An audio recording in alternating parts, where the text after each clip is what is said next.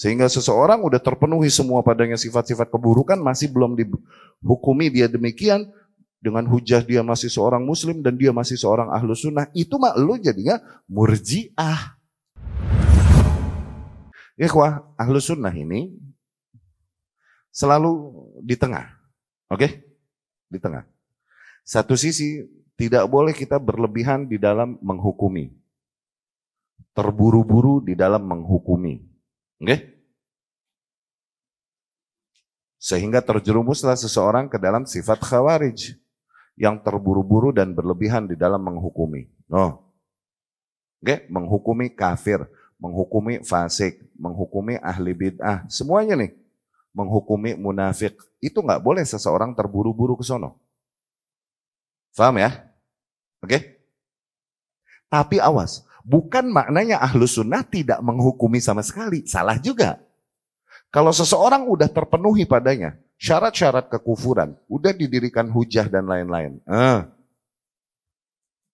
Kemudian bahkan para ulama mungkin telah mengkafirkannya. Kita masih nggak mau kafirin, ini salah juga, kita ke murji'ah. No. Yang ini mau sekafir, sengaco apapun seseorang, tetap kita hitung dia beriman. Sebagaimana imannya Abu Bakar, Umar, ya sebagaimana imannya Jibril dan Mikail. Betul memang nggak boleh terburu-buru menghukumi, tapi bukan berarti nggak ada penghukuman di dalam ahlus sunnah. Ada penghukuman, cuman telah memenuhi syarat-syaratnya oleh seseorang yang memiliki ilmunya. Tuh, maka dari situ Rasul Shallallahu Alaihi Wasallam berkata, "Man kaffara akha, faqad ba'a biha ahaduhuma." Ini memberikan tahdid, ancaman supaya orang nggak sembarangan. Barang siapa yang mengkafirkan saudaranya, maka dia telah mempertaruhkan di antara keduanya di sisi Allah Subhanahu wa Ta'ala. Mempertaruhkan yakni apa? Yakni kalau benar dia kafir. Kalau ternyata di sisi Allah dia nggak kafir, akhirnya yang mengkafirkannya lah yang terhukumi kafir. Gitu. Faqad ba'a biha ahaduhuma itu artinya itu. Serem nggak? Serem. Makanya seseorang yang menghukumi harus dia terpenuhi pada dirinya syarat-syarat di dalam menghukumi. Itu maksudnya. Terpenuhi padanya syarat-syarat memberi tazkiyah juga. Tuh begitu. Pertama, dia orang yang harus punya ilmu. Bagaimana seseorang terjerumus ke dalam kekufuran, ngitungnya gimana? Bagaimana seseorang terjerumus ke dalam kesyirikan, ngitungnya gimana? Bagaimana seseorang terjerumus ke dalam kemunafikan? Bagaimana seseorang terjerumus ke dalam bid'ah sehingga kita hukumi dia mubtadi' ahli bid'ah. Menghukuminya tuh dia mesti punya ilmu. Kasus apa aja yang dihitung kufur, kasus apa aja yang gimana aja yang akhirnya dihitung bid'ah, kasus apa aja yang dihitung syirik. Tuh, dia mesti punya ilmu, Oke? Kemudian udah melewati belum mawani'. Mawani' ini hal-hal yang menghalanginya. Menghalangi seseorang dari dihukumi dengan hukum-hukum asma tersebut. Namanya hukum asma itu kalau pembahasan akidah. Oke? Hukum-hukum gelar. Dia kafir, dia munafik, dia ahli bid'ah, dia mukmin. Tuh, itu hukum asma namanya. Oke? Udah terpenuhi belum? Apakah berangkat dari ketidaktahuannya? Tuh, dari kejahilannya. Atau apakah dia nggak sengaja melakukan hal tersebut? Oke? Ataukah dia mungkin tidak sadar melakukan hal tersebut? Atau mungkin dia dipaksa. Sehingga kalau nggak melakukan hal tersebut terancam nyawanya misalnya. Tuh, begitu kan mesti dicek. Atau terlepas dari itu semua, apakah dia melakukan itu memang hanya karena berangkat dari hawa nafsunya saja, bukan dia nggak tahu. Nah, itu kan beda hukumnya. Nah, dan kemudian udah didirikan hujah belum? Udah dinasehati belum? Gitu. Kalau seorang ahli ilmu, menghukumi, kemudian hukumnya keliru, maka dia bukan terkena ancaman yang tadi. Maka dia mempertaruhkan di antara keduanya di sisi Allah Subhanahu wa Ta'ala. Seorang ahli ilmu udah menjatuhkan hukum mah. Seorang yang punya ilmu menjatuhkan hukum, dia adanya di hadis lain. Idza jtahadal hakim, kalau seorang hakim berijtihad, kalau tepat dia dapat pahala 2, kalau salah dia dapat pahala 1. Karena dia punya ilmu emang. Kalau salah ngehukumi juga dapat pahala dia mah. Karena berangkat dari ilmu ya.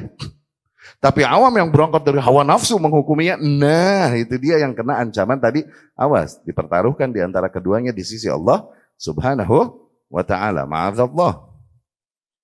Paham ya? Iya betul, kita nggak boleh sembarangan menghukumi. Tapi bukan nggak ada kasus Menghukumi sehingga seseorang udah terpenuhi semua padanya sifat-sifat keburukan, masih belum dihukumi dia demikian, dengan hujah dia masih seorang muslim dan dia masih seorang ahlus sunnah, itu mah lu jadinya murjiah. Yang udah semua kasus dilakukan masih kau bela dia dan kemudian masih kau katakan dia beriman. Kalaupun seluruh sifat kekufuran terjadi pada itu murjiah. Awas, hulu di dalam hukum menyeret orang ke arah khawarij. Hulu di dalam uzur, udah jelas semuanya sih uzur tuh gulu. Uzur ada gak? Ada, tapi bicara hulu loh. Hulu di dalam uzur bisa nyeret orang ke arah murjiah. Ahlus sunnah di mana? Di tengah.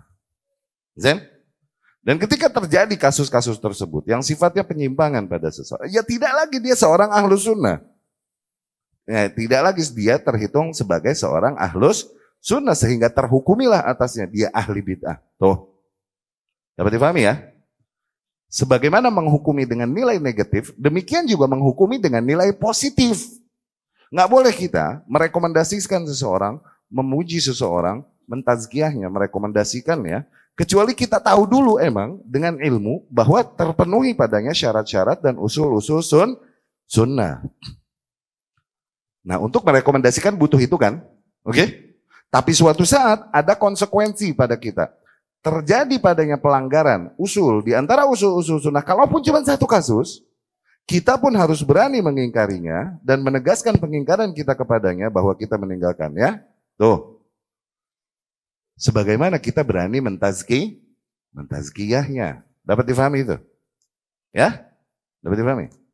Demikian sikap ahlus sunnah. Emang perlu kekerasan hati. Nah, sebenarnya sikap demikian itu,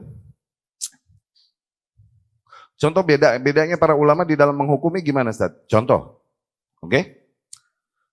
Syekh Utsaimin sama Ibnu Baz, kalau ditanya tentang Rafidhah, mereka bilang kafir. Kafir, ulamanya sama awamnya kafir. Tuh, mereka udah mengkafirkan. Ulamanya sama awamnya udah bukan muslim. Tapi Syekh Al-Albani rahimahullah bilang, ulamanya kafir. Awamnya ma'dzur. Semoga diberi uzur. Tuh, beda gak? Beda di dalam menghukumi. Nah, apakah salah satu di antara pendapat ini terancam? Awas loh, kalau misalnya salah ternyata kafir, lu yang dikafirin di sisi Allah. Loh enggak, mereka ahli ilmu. Yang kalaupun salah menghukumi, mereka mendapatnya pahala. Satu. Dapat ya? Awam yang sok-sokan ngomong tanpa mengikuti petunjuk dari ahli ilmu, nah itu yang kena ancaman loh. Yang sembarangan. Dapat difahami itu? Ya? Jadi sebagaimana kita mentazkiyah seseorang, kita mesti mengetahui dulu, telahkah terpenuhi padanya syarat-syarat dan usul-usul sunnah, demikian juga kita mengingkari seseorang. Ya? Sebagaimana kita terang-terangan mentazkiyah seseorang, demikian kita terang-terangan mengingkari seseorang yang kita tazkiyah ketika tampak darinya pelanggaran usul di antara usul-usul sunnah.